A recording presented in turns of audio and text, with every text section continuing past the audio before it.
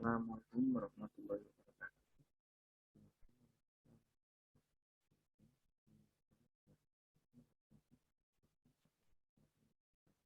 Pada kesempatan kali ini kita tugas 2 SMK tentang fenomena individu dengan kaitannya dengan dinamisme.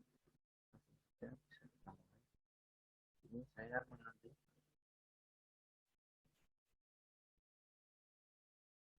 tema tentang pandemi COVID-19. Dunia saat ini sedang menghadapi pandemi yang disebabkan oleh SARS-CoV-2 atau virus corona dan infeksinya disebut COVID-19. Infeksi virus ini awalnya ditemukan di Wuhan, China pada Desember 2019 dan telah menyebar dengan cepat ke berbagai belahan dunia. Pandemi ini mempengaruhi berbagai perubahan di sektor sosial ekonomi seluruh wilayah yang terjangkit dan bukan hanya China saja. Berdasarkan data yang dilansir dari Satgas COVID-19, pertanggal 21 April 2020 sudah terkonfirmasi bahwa COVID-19 telah menginfeksi 6.760 orang di Indonesia.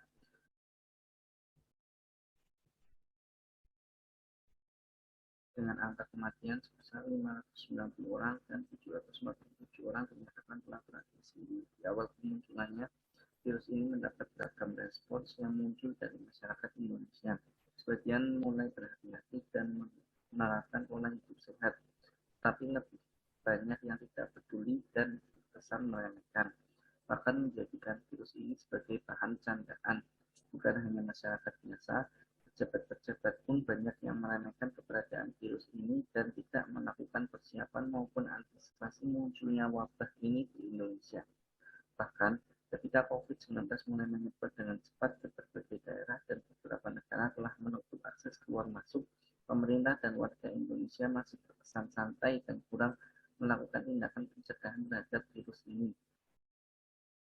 Sebenarnya, orang-orang yang bersikap masa bodoh dengan kemunculan virus corona jumlahnya lebih sedikit daripada orang yang peduli dengan pencegahan virus ini.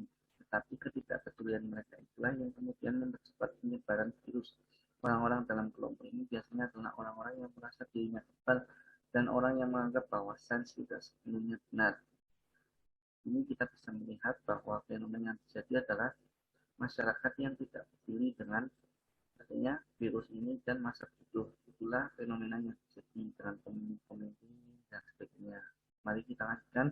Dengan ketidakpastian, kebingungan, dan keadaan darurat yang diakibatkan oleh virus corona dapat menjadi stresor bagi banyak orang. Ketidakpastian dalam mengetahui kapan wabah akan berakhir membuat banyak golongan masyarakat, terutama golongan menengah ke bawah, bingung memikirkan nasib mereka. Kehidupan yang berjalan seperti biasa tanpa adanya mata pencaharian membuat mereka kesulitan memenuhi kebutuhan hidup. Keberadaan virus corona yang mengancam setiap orang berpeluang menjadi stresor bagi sebagian orang, dan dampaknya bisa jadi sama parahnya dengan dampak yang ditimbulkan jika terinfeksi virus corona itu sendiri. Ketakutan akan kematian merupakan konflik psikologis dasar pada manusia, dan sesuai dengan teori manajemen teror, ketakutan akan kematian yang tidak pasti datangnya membuat manusia melakukan berbagai hal untuk mempertahankan kehidupannya. Adanya COVID-19 tentu membuat teror yang dirasakan semakin intens. Tentunya ada beberapa hal positif dan negatif yang dilakukan orang-orang untuk bertahan hidup.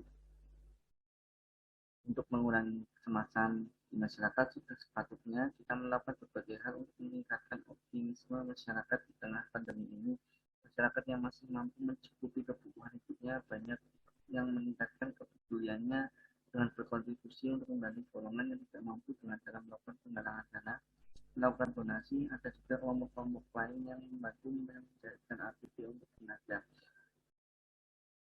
Dari sini kita bisa melihat bahwa fenomena terjadi adalah ketakutan yang ditimbulkan dari virus COVID-19 itu, dan langkah pencegahannya yaitu dengan kita memberikan optimisme kepada masyarakat dan sebagainya.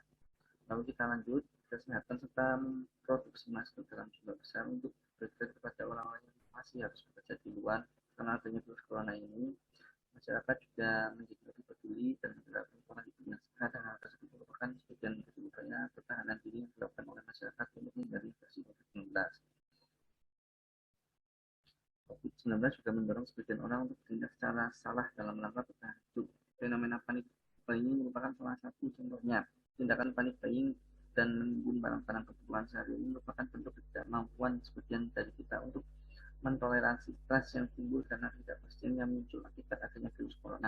isolasi diri yang dilakukan sebagai tindakan preventif terhadap infeksi COVID-19 juga merupakan faktor pendorong psikologis sebagian dari kita yang akhirnya melakukan penimbunan.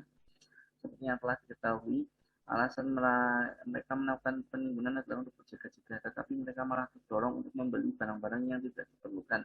Padahal tindakan seperti itu akan merugikan kelompok masyarakat lain yang tidak mampu untuk berbelanja dalam skala besar, sehingga mereka akan kesulitan untuk memenuhi kebutuhan hidupnya. Fenomena panic buying juga kemudian dimanfaatkan oleh sebagian pihak yang hanya mencari keuntungan dengan cara menaikkan harga ke angka yang tidak rasional dan juga melakukan penipuan yang biasanya dilakukan melalui toko online.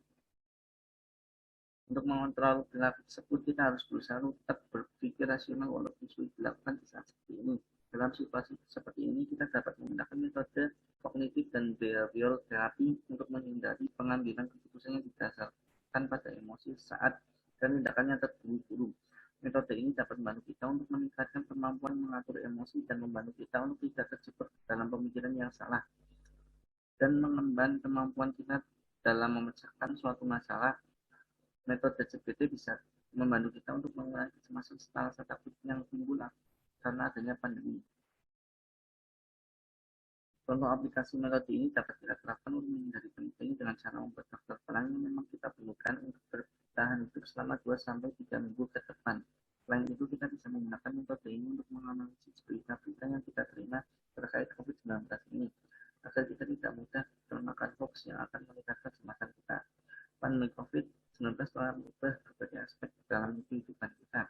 Kecemasan dan rasa tidak aman yang dialami sebagian besar kita harus bisa disikapi dengan rasional agar kita bisa bertahan hidup dan juga membantu orang-orang lain bertahan hidup.